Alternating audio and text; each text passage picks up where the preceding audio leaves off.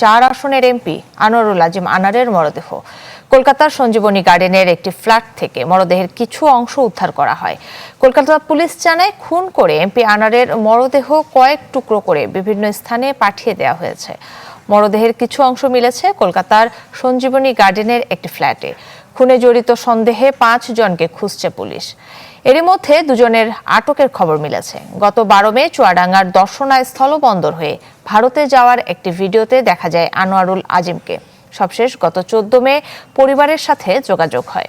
16 মে ব্যক্তিগত সহকারী আব্দুর রৌফের কাছে তার মোবাইল থেকে একটি মিসড কল আসে। এরপর থেকে লাপাত্তা ছিলেন আনার। এ ঘটনায় বরানগড় থানায় একটি সাধারণ ডায়েরি করেন গোপাল বিশ্বাস নামে পূর্ব পরিচিত এক ব্যক্তি। এতে বলা হয়, এমপি আনার বিশেষ কাজে দিল্লি পৌঁছান। তারপর থেকে যোগাযোগ বিচ্ছিন্ন ছিলেন এমপি আনার। শুনছিলাম তো এখানে কিছু আছে, মানে কিছু মারা খারাপ গেছে,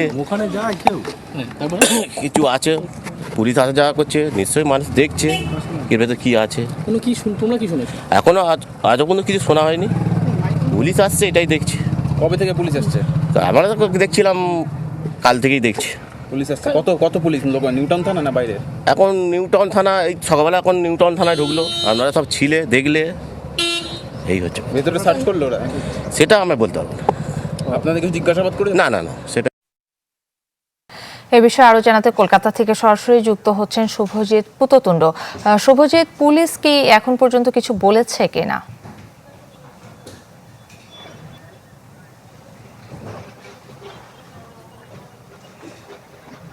কাকলি, এখনো পর্যন্ত এটা কিন্তু কনফার্ম যে দেহ একেবারে সম্পূর্ণ দেহ উদ্ধার করার কোনো প্রশ্নই আসেনি। দেহ উদ্ধার হয়নি।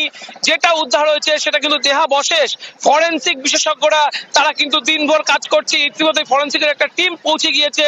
তারা কিন্তু দেহের যে দেহাবশেষ সেটা রেস্কিউ করার চেষ্টা করছে এবং পরিবারের সাথে ডিএনএ মিলিয়ে দেখার যে চেষ্টা সেটা কিন্তু সম্পূর্ণভাবে চলছে। দেহের যে অংশ অর্থাৎ বলা হচ্ছে 6 জনের একটা বাংলাদেশি দল, অর্থাৎ এমপির সাথে যে 2 জন এসেছিলেন তার বাদে আরো 4 জন, তারা কিন্তু আগে থেকে কলকাতায় উপস্থিত ছিলেন। এই 6 জনের একটি দল, তারা কিন্তু হত্যাকাণ্ডের সঙ্গে যুক্ত। পুরোটাই বাংলাদেশি র্যাকেট। বাংলাদেশের থেকেই হত্যাকাণ্ড বাংলাদেশিদের সংগঠিত করেছে কলকাতায় বসে, এবং একেবারে বিরল হত্যাকাণ্ড, নৃশংস হত্যাকাণ্ড। স্বাধীনতার পরে যে ঘটনা ভারতবর্ষের ইতিহাসে প্রথম যে বিদেশি কোনো এমপি ভারতে এসে খুন হয়েছেন, এই ধরনের ইতিহাস কিন্তু একেবারেই দেখতে পাওয়া যায় না। এবং এটা কিন্তু বিরল ইতিহাস। প্রতিবেশী বাংলাদেশের ক্ষেত্রে কিন্তু প্রথমবারের মতো এমন ঘটনা ঘটলো যে বাংলাদেশের কোন এমপি ভারত এসে খুন হয়েছেন, এবং নৃশংস খুন। পুলিশ কি করছিল? পুলিশের কাছে একেবারে যদি দেখেন অনেক আগে এফআইআর হয়েছিল, অনেক আগে নিখোঁজ ডায়েরি হয়েছিল, তারপরও পুলিশ খোঁজ দিতে পারেনি। Barrackpore police commissionerate, New Town police commissionerate তদন্ত করেছে। কেন্দ্রের একাধিক যে বাহিনী তারা খোঁজ করেছে। একেবারে গোয়েন্দা তৎপরতা চূড়ান্ত হিসেবে ছিল। তারপরেও যদি আপনি দেখেন শেষ মুহূর্তে বাংলাদেশি পুলিশ, বাংলাদেশ ডিএমপি, তারা কিন্তু এই খুনের যে কিনারা বাংলাদেশে বসে করেছে। যে 5 জন বা এখন পর্যন্ত 6 জনের মধ্যে 5 জন বাংলাদেশে পালিয়ে গিয়েছিল, তাদের মধ্যে 2 জনকে বাংলাদেশি পুলিশ গ্রেপ্তার করতে পেরেছে। তাদের জেরা করেছে এবং তাদের জেরা করার পর প্রথম আবাসনের খোঁজ মেলে। সেই আবাসনে নিউটাউন থানার পুলিশ, অর্থাৎ নিউটাউন থানার পুলিশ চলে যায়, টেকনোসিটি থানার পুলিশ তারা পৌঁছায়। সেখানে গতকাল তারা কিছুই খুঁজে পায়নি। পরবর্তীকালে তারা কিন্তু দেহাবশেষ সেখানে কিন্তু ফরেনসিকের মাধ্যমে তারা উদ্ধার করে, এবং সেখানে উদ্ধারের পর কিন্তু এই যে টোটাল যে রহস্যের জট সেটা কিন্তু এখনো পর্যন্ত খুলেছে। পুলিশের কাছে যে খুনের মোটিভ সেটা কিন্তু অনেকাংশেই ক্লিয়ার, তবে পুলিশ এখনো পর্যন্ত মুখ খুলছে না। বাংলাদেশ ডিএমপি কিন্তু মুখ খুলছে না। যে কজন গ্রেপ্তার আছে তাদের নাম সে বিষয়েও কিন্তু পুলিশ এখনো পর্যন্ত খোলাসা করতে চাইছে না। কারণ পুলিশ বলছে যে বাড়িতে যে ফ্ল্যাটে খুন হয়েছে সেই খুনের মধ্যে একজন, অর্থাৎ এই যে ফ্ল্যাট সেটাও কিন্তু একজন বাংলাদেশি মালিকাধীন। ফলে বাংলাদেশের যে মালিক সে কিন্তু এখনো পর্যন্ত ভারতেই পালিয়ে রয়েছে। তাকে ধরাটা এখনো পর্যন্ত মুখ্য উদ্দেশ্য। অর্থাৎ 6 জনের মধ্যে 5 জন, তার মধ্যে যে 5 জন বাংলাদেশে পালিয়ে গিয়েছে তাদের মধ্যে একজন বলা হচ্ছে তৃতীয় দেশে পালিয়ে গিয়েছে, এবং একজন এখনো ভারতে রয়েছে।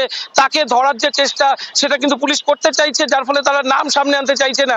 একটা ব্যাপক গোয়েন্দা তৎপরতা আমরা লক্ষ্য করেছিলাম শুরু থেকে। কেন্দ্রীয় গোয়েন্দা, রাজ্য পুলিশ, রাজ্যে 2টো পুলিশ কমিশনার, রাজ্য পুলিশের এসটিএফ এবং তার সাথে বাংলাদেশ, সব মিলিয়ে একটা বিরাট একটা যে টিম বানিয়ে তাদের যে তদন্ত তারা কিন্তু দিনের পর দিন এগিয়েছে। বিগত 3 দিন ধরে গিয়েছে। মাঝপথে নির্বাচনের জন্য কিছুটা এই তদন্ত প্রক্রিয়ায় খামতি দেখা গিয়েছিল, কিন্তু সব মিলিয়ে আবার একটা কথা যে পুলিশের তদন্তে কিছু তো খামতি থেকে গিয়েছে। বা একজন এমপি তার যে প্রোটোকল, তিনি যখন বাংলাদেশ থেকে ভারতে এসেছেন এসেছে তাকে কিন্তু রীতিমতো ভারতীয় স্বরাষ্ট্র মন্ত্রক বা বাংলাদেশের স্বরাষ্ট্র মন্ত্রকে ইনফর্ম করে আসতে হয়েছে। তারপরেও তার নিরাপত্তা নিয়ে এতটা গাফিলতি কিভাবে থেকে গেল? না এমপি সাহেব নিজেই এই তদন্ত প্রক্রিয়াকে বা এই যে টোটাল যে একেবারে যে প্রোটোকল, সে প্রোটোকলকে তিনি এড়িয়ে যেতে চেয়েছিলেন।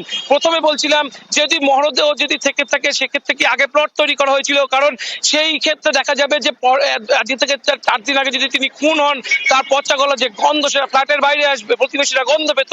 কিন্তু পরবর্তীকালে কিন্তু পুলিশের তরফে নিশ্চিত করা হয়েছে যে সেখানে মরদেহ উদ্ধার হয়নি।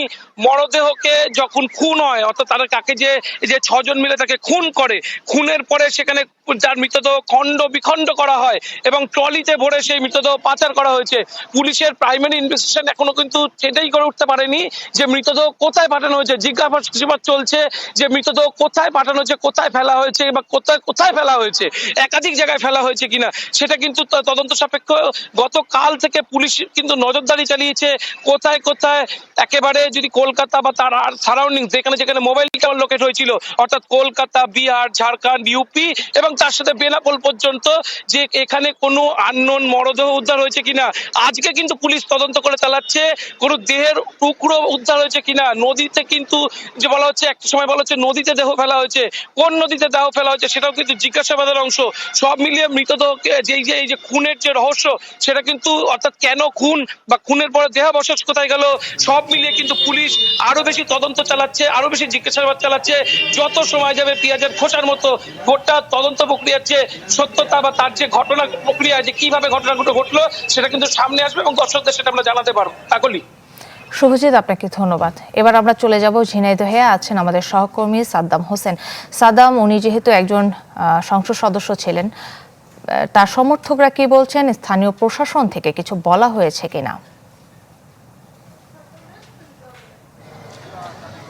আসলে আপনি যেমনটি বলছিলেন, ঝিনাইদহ 4 আসনের সংসদ সদস্য, তিনবারের নির্বাচিত সংসদ সদস্য আনোয়ারুল আজম আনারের এই মৃত্যুর সংবাদ শোনার পরেই কিন্তু তার এই কালীগঞ্জ উপজেলার যে বাড়ি, সে বাড়ি সহ তার যে বাড়ির সামনে যে দলীয় কার্যালয় আছে, এর সামনে কিন্তু হাজার হাজার নেতাকর্মীরা এসেছেন এবং তার যারা শুভাকাঙ্ক্ষী এবং নেতাকর্মীরা, তাদের মধ্যে কিন্তু একটি শোক এবং তাদের মধ্যে কিন্তু একটা আক্ষেপ বিরাজ করছে। আসলে পরিবার বা নেতাকর্মীরা কিন্তু তারা নিউজের মাধ্যমে কিন্তু তারা জানতে পেরেছে যে তার মৃত্যুর খবরটি।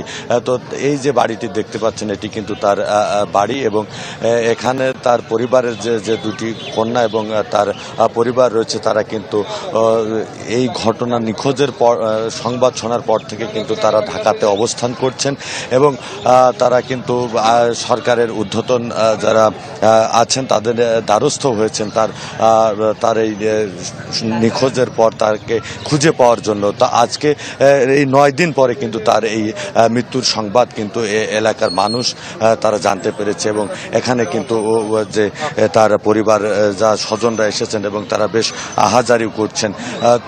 তো আসলে যারা নেতাকর্মী রয়েছেন তারা বলছে কেন এই হত্যা করা হলো, কেন এটা হলো, সেটি কিন্তু যেন সরকারের পক্ষ থেকে সেটি যেন উদ্ধার করে ব্যবস্থা গ্রহণ করে এবং দ্রুততার সময়ের মধ্যেই যেন তার এই মরদেহ এদেশে নিয়ে আসা হয়, এজন্য সরকারের হস্তক্ষেপও কামনা করছেন পরিবার এবং তার নেতাকর্মীরা। তো এই ছিল এখন পর্যন্ত ঝিনাইদহের সর্বশেষ সংবাদ। সাদ্দাম, আপনাকে ধন্যবাদ।